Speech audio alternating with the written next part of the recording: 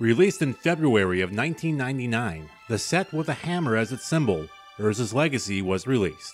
The middle set in the Urza's block, Urza's Legacy brought with it 143 cards and continues the Weatherlight Saga prequel storyline that began in Urza's Saga. That includes having each of the game's 5 colors telling a different part of the story. For more details on that and to catch yourself up with the story up to this point, I recommend you watch our Urza Saga video. You can find that link in the video description below.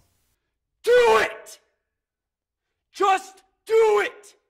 This time around, the story follows Urza's quest to battle the godlike master of Phyrexia, Yawgmoth, as the would-be deity furthers his plans to eventually invade and conquer his homeworld of Dominaria. It also sets the stage for Urza's creation of a weapon that will give him the power to end things once and for all. A weapon that will become known as the Legacy. Pretty much all of the story found in Urza's Legacy is found in the novel Time Streams, which we recommend you read for the most complete experience. Failing that, here's the abridged version. Urza is busy with his time travel experiments in the Tolarian Academy, having successfully transported the silver golem, Karn, back in time by 2 days, though that is quite a bit short from the thousands of years he needs to return the golem to the days of the Thran as to prevent Yawgmoth and his Phyrexians from ever becoming a threat. Meanwhile, an Academy student named Jorah finds a shipwrecked man wash up on the Tolarian coast. Despite the island's rule to disallow any other adults to be on the island out of concern that they might be Phyrexian sleeper agents, Jorah takes him into her care anyways. That man, as we come to learn, goes by the name Kirik. Jorah informs only Karn of Kirik's existence. Not wanting to betray one of the golem's few friends, Karn agrees to keep her secret safe. Under the cover of night, Jorah would pay Kirik visits, and a relationship between the two would blossom. During one of Urza's time travel experiments, Karn notices a shadowy figure stealing blueprints from the laboratory. The golem follows the figure through a hidden passage and discovers that this figure is none other than Kirik, who, at this point, is in contact with yet another mysterious figure. Karn overhears Kirik request a coalition of Phyrexian negators. By the time Karn returns to present day, it's too late. Phyrexian negators have already invaded, and the bodies of slain Academy students litter the campus. Among the fallen is a youth, Teferi, Baron, the school's master wizard, and the golem's dear friend, Jorah. Distraught, Karn takes Jorah's lifeless body to Urza and asks to be sent back in time once again so that he may prevent the slaughter altogether. Despite the lab's temporal aperture being nearly overloaded, Urza agrees. Karn successfully ventures back in time in order to foil Kirik's plans. However, when the golem tries to return to present day, there is an explosion of temporal energy. The resulting time spiral levels the school. A planeswalking Urza flees to safety, rescuing a dozen or so students and faculty in the process. Karn himself saves another 30 from the rubble. Despite the casualties, Urza sees the event as a success as they not only stop the Phyrexians from invading the island, but also because Baron's life was spared this time around. Karn, on the other hand, finds the loss of life to be unforgivable. Returning to the island a decade later to rebuild the academy with a new class of students, they find that the catastrophic temporal explosion has caused time bubbles to form in the area. Some of these bubbles cause time to progress at 10 times the normal rate, while others have the opposite effect. Crossing the energy fields is a fatal act, and even working in close proximity to them can be exhausting, even with the special suits Urza and his crew created to help counteract the fatigue. One of the surviving students who was caught in one of the slow-motion bubbles was none other than Teferi. Another student, Karn's friend Jorah, had spent the 10 years during Urza's absence studying the various time bubbles. Her aging was drastically slowed thanks to her drinking water flowing out of one of the slow time bubbles. She shares with Urza her knowledge of a time bubble of intense speed. In that bubble, Kirik not only survived, but was building an army of Phyrexian negators with plans to eventually follow through with his attack on the island.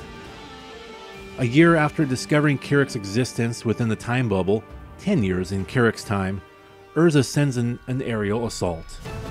Unfortunately, it's ineffective at killing Kirik and is destroyed.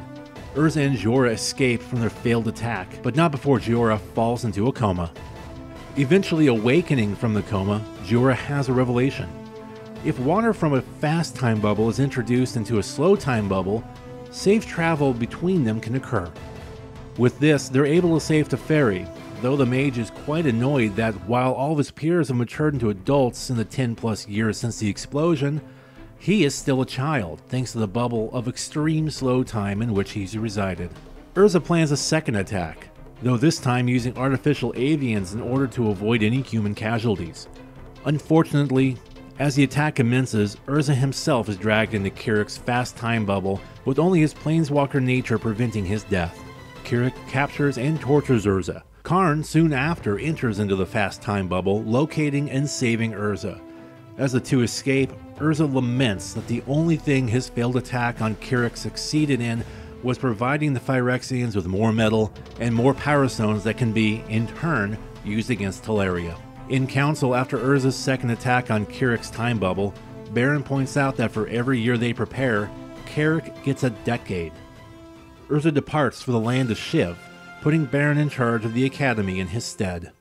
In Shiv, Urza pays a visit to an ancient yet working Thran quarry, with plans to use the metal forged there to construct a Thran golem strong enough to travel back in time farther than Karn could.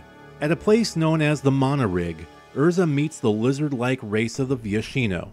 After a show of power when the Viashino challenged Urza's authority, they relented and showed the Planeswalker their Thran turbine, a machine that the lizard folk have no idea the purpose for, other than it, well, hums. Urza, however, quickly discovered that the rig can be used to create power stones, and trade the Viashino to do so. The Viashino weren't the only residents in Shiv who thrived around the Monorig. Goblins too lived in the area, and would often spend much of their time hidden in the rig's various crawl spaces. Urza trained them too, and the Viashino and Goblins both worked towards Urza's goal, despite the race's disdain for one another. Soon it became time for Urza to depart from the Monorig. In leaving, he created a defense grid around the location so that the work on the rig can continue uninterrupted by external forces. Meanwhile, back on Teleria, Kirik's Phyrexians were forming a formidable army, showing no mercy as they looked to attack the academy. Urza, looking for whatever help he could get, turned to the Yavimaya forest for the special lumber he would need to build the ultimate weapon to finally destroy the Phyrexians, a skyship that could not only hold all of the pieces of his legacy weapon, but could also plane shift. While the Planeswalker was exploring the forest, he encountered its protective avatar, an ancient Maro sorcerer known as Multani.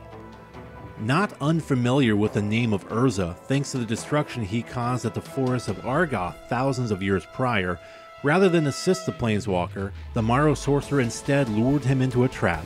Urza was hypnotized and locked into the center of a centuries-old tree where he would stay for the next 3 years.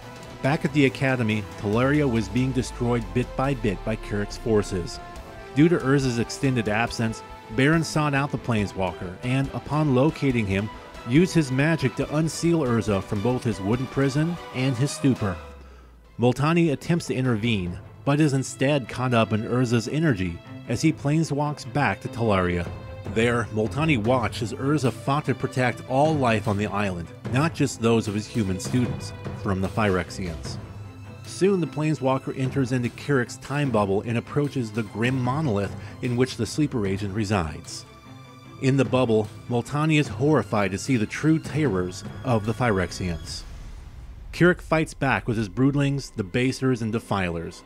Just as Urza is about to perish, Multani lends the Planeswalker his strength. As a last effort, Urza planeswalks directly into the space where Kirik was standing, instantly killing the sleeper agent. Multani, now convinced that Urza is no longer the enemy of nature that he once was, shows the Planeswalker the Weather Seed. From the seed grew treefolk powerful enough to take on the Phyrexian menace and protect the island of Teleria as well as its academy. Enjoying this second chance to correctly take on Phyrexia, Urza took the opportunity to finally finish his blueprints, which were for a skyship that would eventually be known as the Weatherlight. Though he was missing one key component, a suitable power source. Back on Sarah's realm, things haven't really improved much in the 1,000+ years since Urza and Zansha visited and the Phyrexians attacked.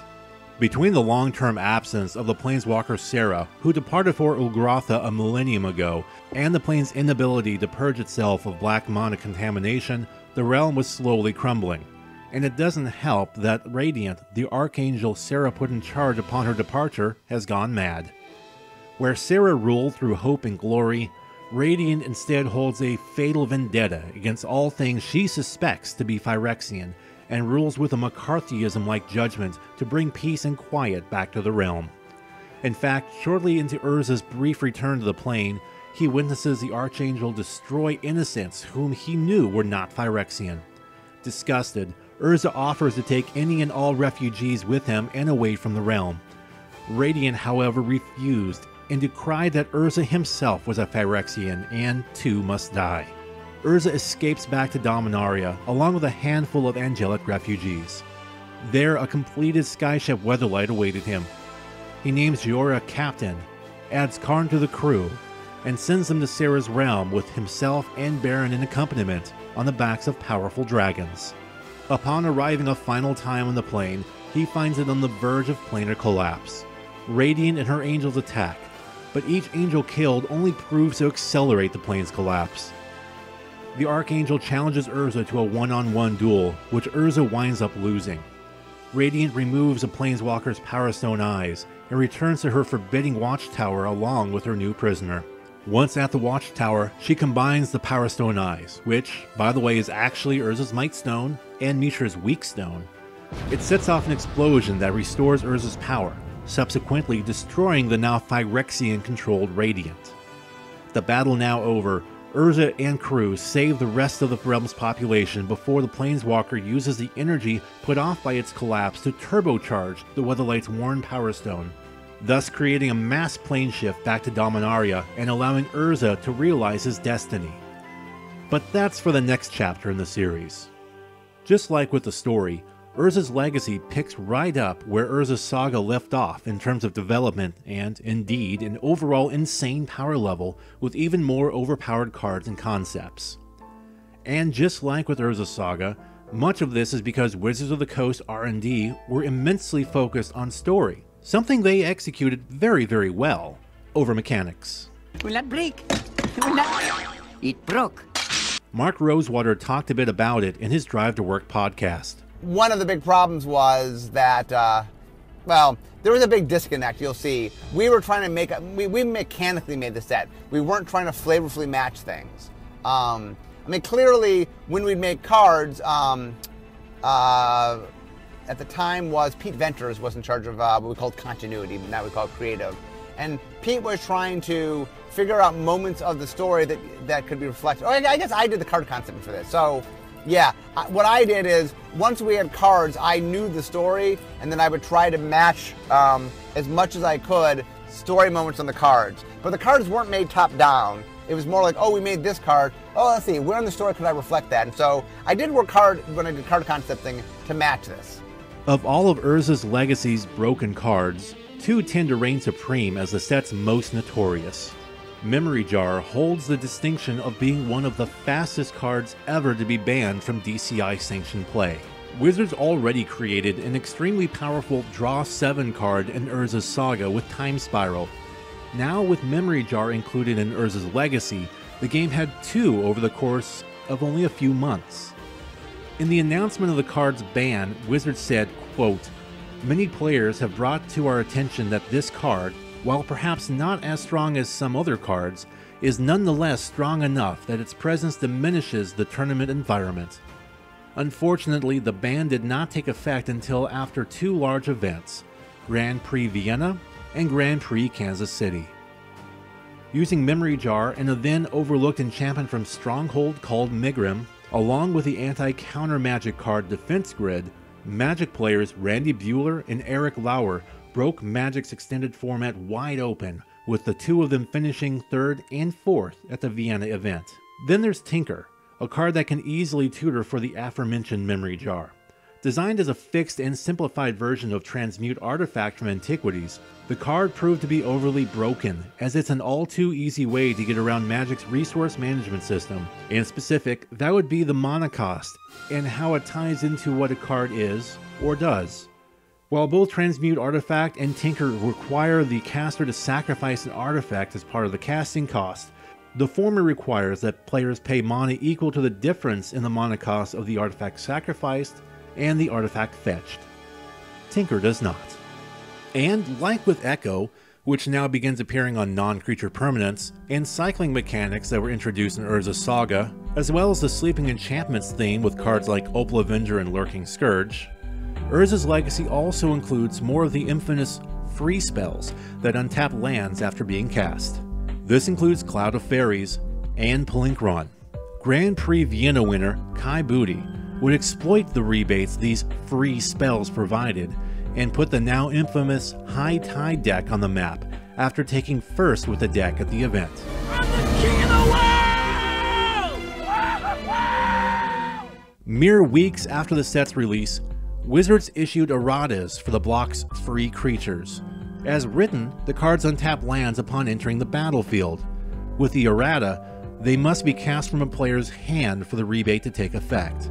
With this little change, Wizards of the Coast immediately killed off the immensely powerful and problematic recurring Nightmare Survival of the Fittest deck as they tried to keep the nearly catastrophic Combo Winter from ruining the game. Cold never bothered me anyway.